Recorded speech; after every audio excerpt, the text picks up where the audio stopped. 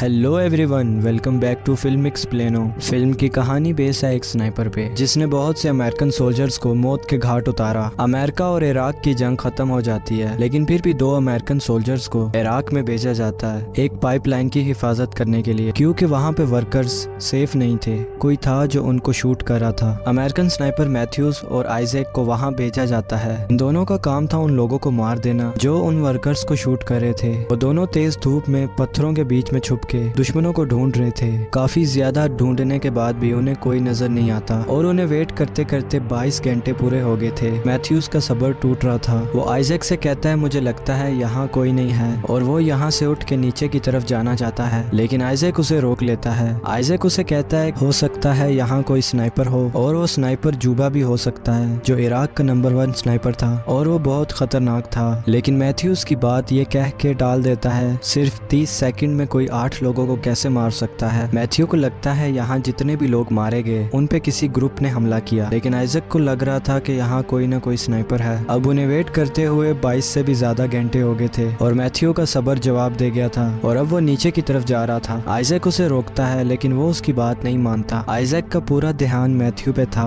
और वो रेडियो पे बात कर रहे थे। मैथ्यू जाके नोट करता है यहाँ पे जितने भी लोग मारे गए उन सबको हेडशॉट लगी थी और मैथ्यू को टांग पे गोली लगती है। आइजैक उसके पास जाता है और वो स्नाइपर आइजैक पे भी गोलियां चलाता है। उनसे बचने के लिए आइजैक जिगजैग में भागता है ताकि वो स्नाइपर आइजैक का निशाना ना ले सके। आइजैक मैथ्यू के पास पहुंचता है और उसके पाँव में भी एक गोली लगती है और वो भी जख्मी हो जाता है। वो स्नाइपर से बचने के लिए पास में मौजूद एक दीवार के पीछे चला जाता है और मैथ्यू दर्द से चीख रहा था। मैथ्यू आइजैक से सॉरी बोलता है क्योंकि उसने उसकी बात नहीं मानी और यहाँ पे आ गया। आइजैक अपनी टांग पे पट्टी बांधता है ताकि खून जाया ना हो और वो हेडक्वार्टर से कांटेक्ट करने की कोशिश करता है ताकि वो मदद बुला सके, लेकिन रेडियो का एंटीना टूट गया था क्योंकि उस स्नाइपर ने सीधा रेडियो के एंटीने को टारगेट किया था ताकि वो बेस से राब्ता ना कर सके। मैथ्यू अपनी राइफल तक पहुंचने की कोशिश कर रहा था, लेकिन आइजैक उसे कहता है कि तुम कोई हरकत ना करो वरना वो स्नाइपर तुम्हें गोली मार देगा। आइजैक दीवार के एक सुराख में अपना स्पॉटर लगा देता है ताकि वो स्नाइपर को ढूंढ सके। वो अपनी टांग में लगी गोली को बाहर निकालता है और बैंडेज लगाता है, लेकिन उसका काफी ज्यादा खून वेस्ट हो गया था। दर्द की वजह से आइजैक बेहोश हो जाता है और जब उसे होश आता है तो कोई रेडियो पे उससे कांटेक्ट करने की कोशिश कर रहा था। उसे लगता है कि कोई हेडक्वार्टर से उससे कांटेक्ट करना चाहता है, इसलिए वो अपना नाम और पोजीशन बता देता है और वो बताता है कि हम दोनों को गोली लगी है और हमें हेल्प चाहिए। तभी उससे पूछा जाता है कि हमें अपनी एग्जैक्ट लोकेशन बताओ या फिर खड़े होकर गोली चलाओ क्योंकि तुम हमें नजर नहीं आ रहे। आइजैक जानता था कि ये रूल्स के खिलाफ है और इसलिए आइजैक को उस आदमी पे शक होने लगता है और वो उसकी बातों को गौर से सुनता है क्योंकि उसका एक्सेंट अमेरिकन की तरह नहीं था। आइजैक समझ जाता है कि ये वही स्नाइपर है जिसने उन पे गोलियां चलाई और वो उसे मारना चाहता है, इसलिए वो उसकी एग्जैक्ट लोकेशन जानना चाहता है। उसे आइजैक की रेडियो फ्रीक्वेंसी मिल गई थी, इसीलिए वो उससे बात कर रहा था। आइजैक उसे कहता है कि मैं जान गया हूँ तुम वही स्नाइपर हो जिसने मुझे शूट किया। अब आइजैक उसे इग्नोर करके बेस में कांटेक्ट करने की कोशिश करता है, लेकिन वो स्नाइपर उससे कहता है कि मुझसे बात करते रहो वरना मैं मैथ्यू को गोली मार दूंगा। इसलिए आइजैक उससे बातें करने लगता है ताकि मैथ्यू जिंदा रहे। वो आइजैक से पूछता है कि तुम्हारी फैमिली में कौन है और तुम स्नाइपर कैसे बने, लेकिन आइजैक उसे कुछ नहीं बताता और उसे बातों में उलझाए रखता है। इसके साथ वो एक मैप तैयार करता है जिसके जरिए वो उसको ढूंढ सके। वो अपने बैग में से पानी की बोतल निकालता है और उसमें पानी नहीं होता क्योंकि स्नाइपर ने उस पे भी गोली मारी थी। वो स्नाइपर कहता है कि मैंने जानबूझ के पानी की बोतल में गोली मारी थी। आइजैक उसे कहता है कि तुम बकवास कर रहे हो, कोई भी इतना परफेक्ट निशाना नहीं लगा सकता। वो स्नाइपर कहता है कि मैंने तुम्हारे रेडियो का एंटीना भी उड़ा दिया और तुम्हारी टांग में भी गोली मारी। अब तुम प्यास से मर रहे हो और तुम्हारा बहुत ज्यादा खून भी जाया हो गया है और तुम बेस से भी कांटेक्ट नहीं कर सकते और ऐसे ही तुम तड़प तड़प के मर जाओगे। तब आइजैक उससे कहता है कि तुम एक आतंकवादी हो। वो इस बात पे हंसने लगता है और कहता है कि तुम लोग हमारे मुल्क में बंदूक लेके आते हो और हम पे ही गोलियां चलाते हो और तुम हमें ही आतंकवादी कह रहे हो। काफी ढूंढने के बाद आइजैक उस स्नाइपर की लोकेशन जान जाता है। वो कचरे के ढेर में छुपा था, लेकिन अभी भी आइजैक को उसकी एग्जैक्ट लोकेशन नहीं पता थी। 24 घंटे कचरे के ढेर में छुप के रहना और वहाँ से इतना परफेक्ट निशाना लगाना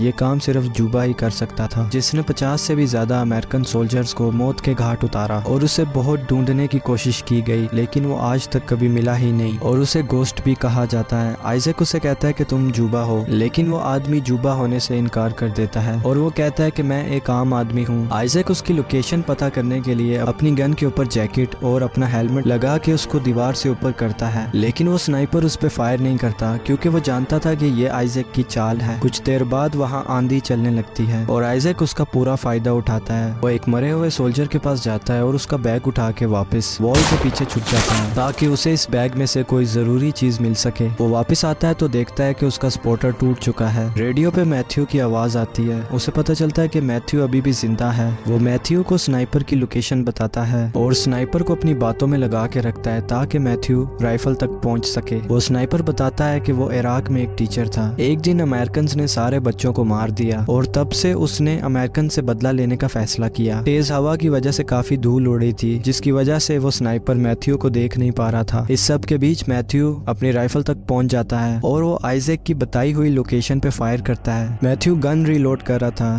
तभी उसकी बाजू पे आके गोली लगती है। जान बचाने के लिए वो आइजैक की तरफ जाने लगता है। इससे पहले ही वो स्नाइपर मैथ्यू को हेडशॉट मार देता है और यहाँ मैथ्यू आइजैक की आंखों के सामने मारा जाता है। ये देख के आइजैक रोने लगता है। उसका दोस्त उसकी आंखों के सामने मारा गया और वो उसे बचा नहीं सका। इसके बाद वो स्नाइपर पूछता है कि वॉर तो कब की खत्म हो गई, इसके बाद भी तुम यहाँ पे क्या कर रहे हो। आइजैक कहता है कि मैं नहीं जानता, मैं बस अपने घर जाना चाहता हूँ और अपनी फैमिली से मिलना चाहता हूँ। स्नाइपर कहता है कि तुम इतनी आसानी से घर नहीं जा सकते। आइजैक को रेडियो पे कुछ आवाज सुनाई देती है। वो बेस से कांटेक्ट करता है, लेकिन उसकी आवाज बेस तक पहुंच नहीं पा रही थी, बस वो उनकी आवाज सुन सकता था। तब वो सुनता है वो स्नाइपर आइजैक बन के हेडक्वार्टर से मदद मांग रहा है। तब आइजैक को समझ आती है कि असल में मरने वाले लोगों ने कभी मदद मांगी ही नहीं, क्योंकि स्नाइपर ने उन्हें पहले ही मार दिया था उनकी इन्फॉर्मेशन पूछ के, और उसी ने बेस पे कांटेक्ट किया था ताकि मदद के लिए और लोग आए और वो उनको भी मार दे। वो ऐसे ही जाल बिछा के एक एक अमेरिकन सोल्जर को मार रहा था। तब आइजैक को यह एहसास होता है कि ये स्नाइपर कितना खतरनाक है। बहुत ज्यादा खून बहने और पानी ना पीने की वजह से आइजैक बेहोश हो जाता है। जब उसे होश आता है तब उसे एक हेलीकॉप्टर की आवाज सुनाई देती है। वो स्नाइपर से बात करने की कोशिश करता है, लेकिन उसे कोई रिप्लाई नहीं मिलता। वो मैथ्यू की गन अपने पास खींच लेता है और उसे नजर आता है कि हेलीकॉप्टर उसके पास आ रहा है। आइजैक उस दीवार को गिरा देता है और कचरे की ढेर की तरफ निशाना लगाता है। स्नाइपर भी आइजैक पे एम करके बैठा था, लेकिन धूल और मिट्टी की वजह से उसे कुछ दिखाई नहीं दे रहा था। वो आइजैक पे फायर करता है और उसकी गन से निकलता हुआ फ्लैश आइजैक देख लेता है और आइजैक ठीक वहीं फायर करता है। इसके बाद स्नाइपर की तरफ से फायर आना बंद हो जाता है, जिससे आइजैक को लगता है कि वो मर गया। आइजैक उठ के खड़ा हो जाता है, लेकिन अभी भी वो अंदर से डर रहा था कि अगर वो जिंदा हुआ तो वो उसे मार देगा, लेकिन आइजैक पे कोई भी फायरिंग नहीं होती। अब आइजैक को कंफर्म हो जाता है कि वो मर चुका है। इतनी देर में हेलीकॉप्टर लैंड करता है और उसके साथ ही आइजैक को उठा के ले जाते हैं। अब वो हेलीकॉप्टर फ्लाई करने लगते हैं, तभी उनके हेलीकॉप्टर पे फायरिंग होती है और वो हेलीकॉप्टर क्रैश हो जाता है और उसने सबको मार दिया। वो स्नाइपर फिर हेडक्वार्टर से कांटेक्ट करता है और उन्हें सारी सिचुएशन बताता है। वो उनके नाम यूज करता है और उनसे मदद मांगता है। ये स्नाइपर और कोई नहीं बल्कि जूबा था। इसके साथ ही ये मूवी यहाँ पे खत्म हो जाती है। मूवी का नाम है द वॉल और ये 2017 में रिलीज हुई थी।